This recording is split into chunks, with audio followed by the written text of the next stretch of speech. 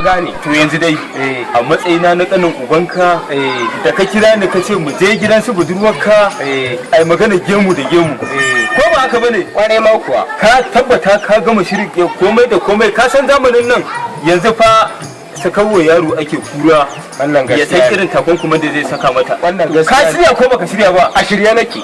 Ka shirya ta? A shirye nake. Na ɗaya kenan. To na biyu yarinyar nan da ka ce ainihin a je wajen babanta ai magana. Kar ka ɗebo mana jarabar duniya. Ai ba matsala. Yarinyar nan yaya yanayin tarbiyyar ta yake? Tarbiyyar yarinyar nan dai Laraba da Alhamis talla take zuwa. Litinin da Asabar kuma gidan gala take zuwa. Gidan ina? Gidan gala.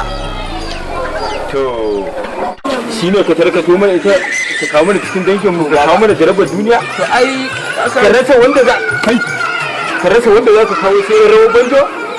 Sai aka ce maka mu yan rawar banjo ne kuma yan rawar to kai da kai da ita kun ci kundugurin ubanku.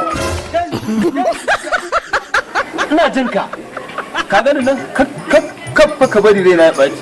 Saboda ni dinnan da kake gani lokacin da nake farauta zomo nake kurewa gudu na kama shi da hannu. Ƙauna ku in ta tun karo ni ƙahon nake kama na murɗa ta na buga da ƙasa a yanka. Su don haka abin da nake so da kai ka saurari abin da zan faɗa. Tun kafin raina ya ɓaci. Ina jin ka. Don kwa raina ya ɓaci na dinga sharara mamari kenan. Wato saboda kasancewa ƴar gala ce shi yasa kake so ka haɗa ta ɗan uwana. Ko? Ni za ka gaya wannan magana? An gaya ma. Kai da kake faɗan wannan kake cewa watan ɗan gala ce to ɗan kama ɗan gala ne. Ɗan kama ɗan gala ne. A can gurin gala su suka haɗu. A can suka haɗu. Kai han gurin gala kai zan kwakwaɗa ma mari fa. Kai? Ni za ka rashin mutunci?